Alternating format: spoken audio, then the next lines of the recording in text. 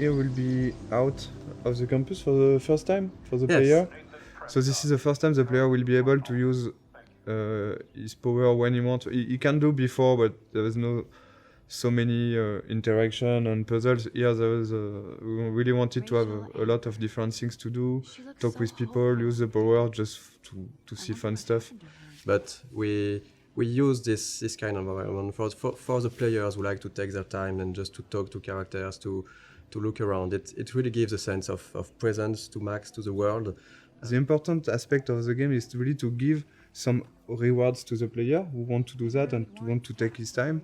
So with this kind of sequences, for example, we give what we call a reward, but in fact it's just new element of the game. For example, here you will have new layer of music. You can hear some new layer of music. You will have all those camera shots that you can't have inside the classic walkthrough and classic gameplay in third person. So this kind of beautiful shots you have only because you have chosen to take your time and to sit on the fountain. So the music, the shots, and of course the voiceover of Max also at the beginning. We hear what Max is thinking just here. So this kind of rewards will push, we think, the player to do that again and again. So this is really something we wanted to have. In this game, it's always feeling a bit like what Max is feeling. And it was we really wanted to focus on those moments. It was really capturing the moment when you can really take your time to reflect on yourself, and that's what Max is doing in those scenes. That's something that not a lot of games are doing, to let the player take his time, because in a lot of games it's just like you need to go forward, you need to go to this checkpoint, you need to do this and this. Since the beginning, we wanted the rewind to be a tool that the player can use when he wants, where he wants. It won't be scripted rewind sequence, for example. On a technical point of view, you have to record all the different things that happens in the scene. Since you can rewind time, you can basically be at any part of the scene at any moment you like. Designing puzzles with the rewind was very, very hard. When you think it's done, you think you've seen everything about it, you think the situation is in place and is going to be working well. There's always this tiny little thing that's fucking it up. Those elements are not really deterministic, so when you rewind, you're not sure that you will be able to restore the particle system in the same state. Seriously, do not forget I need those papers before tonight. Like now. Thanks, Sherry.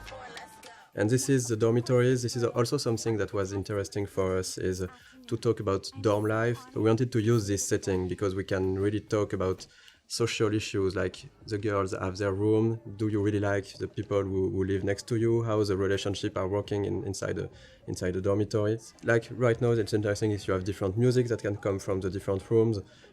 It's a really interesting setting to set up a lot of characters easily.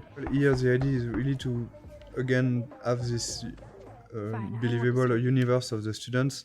We have to focus on what we want to tell and what we want to develop.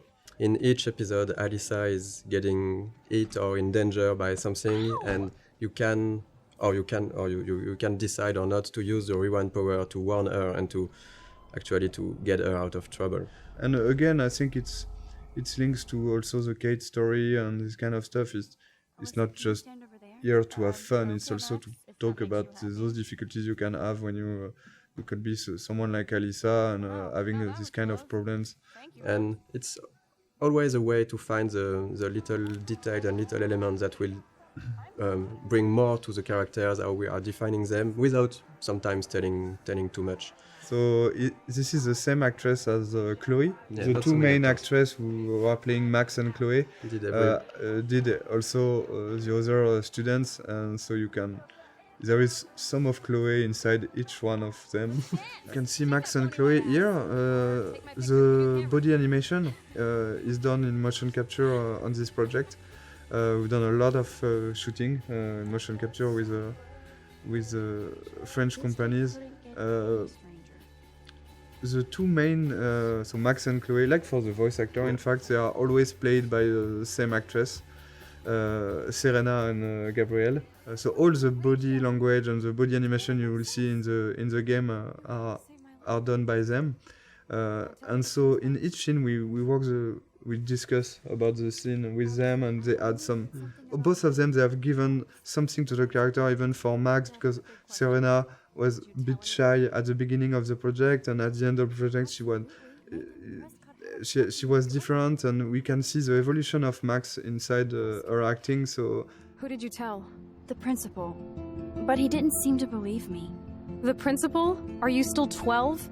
That drunk jackass only cares about cash for Blackwell Academy. Don't trust him. I didn't mention you at all. this is the first time we will really see the Max universe by discovering a room. So let's go inside. It was a really important scene for us because you're playing as Max in the game, so you already start to know some about her with what happened before in episode 1. But when you enter her room, it's really her universe. It's everything in this room should describe her, who she is, why she is like this, and speak a bit more about her past. There's quite a lot in this room, in fact, compared to the... Because we tried, I think, episode after episode also to focus on different things, and we can't put too many objects in a room.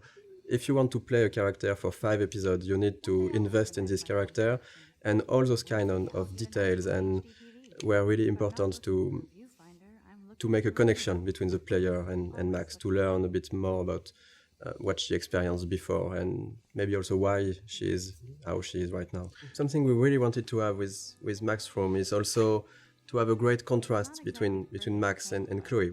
So it was really important to have those two characters. Max and Chloe are really different. They are quite opposite at the beginning of the story. So we wanted that her personality and also her universe, her rooms reflect that.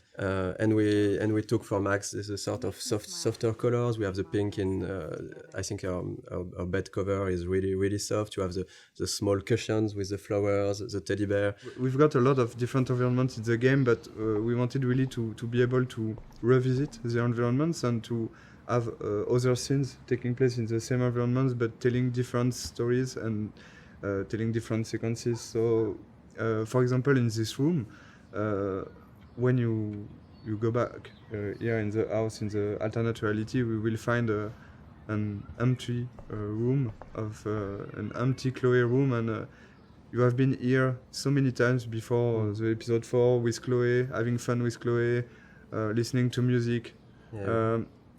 Going back here. Without anything, you will directly see what you've lost and what this another reality means for Chloe and for you.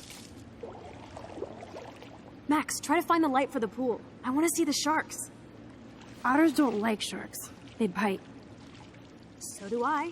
Hit that light. We've done the same with the swimming pool, for example. We've got a great scene in the swimming pool between Max and Chloe when they are alone during the night, and after you got this huge vortex party, which is a really different atmosphere. So this is kind of... On the production point of view, it's basically a brand new environment, but it's still in the same place and with a lot of similarities.